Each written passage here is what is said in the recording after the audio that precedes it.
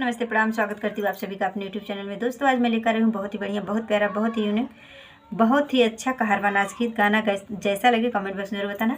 हंसी मजाक चुटकुला नाच गीत है दोस्तों, तो गाना पूरा सुनिएगा, बहुत मज़ा आएगा, बहुत आनंद आने वाला। पूरा फुलवा से सपोर्ट कीजिएगा और चैनल को सब्सक्राइब नहीं किया तो सब्सक्राइब करना, वीडियो को लाइक नहीं किया तो लाइक करना, कमेंट करना, शेयर करना, फुलवा से सपोर्ट करना, अपना आशीर्वाद प्यार दुलार देना दोस्तों। धन्यवाद। मन में गोरिका बसा करियवा मिला, मन में गोरिका बसा करियवा मिला, मन में गोरिका बसा करियवा मिला।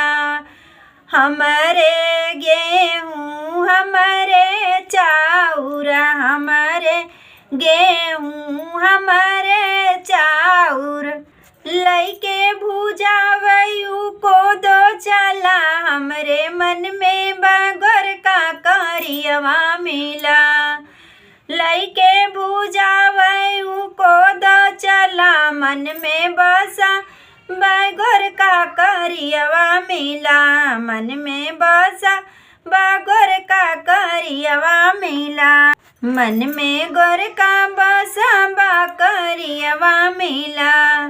हमारे बिटिया हमारे बेटवा, हमारे बिटिया हमारे बेटवा, खेलावयू कुकुरे का पिल्ला चला, मन में गोर का बसा करियवा मिला।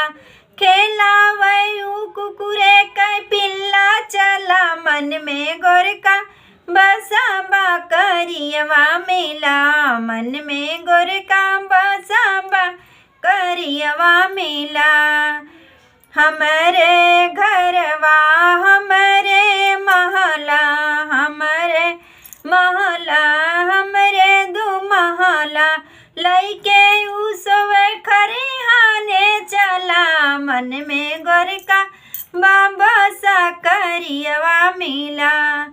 लइके उसवे खरिहाने चला, मन में गोर का बसा करियवा मिला, मन में गोर का बसा करियवा मिला, मन में गोर का बसा करियवा मिला।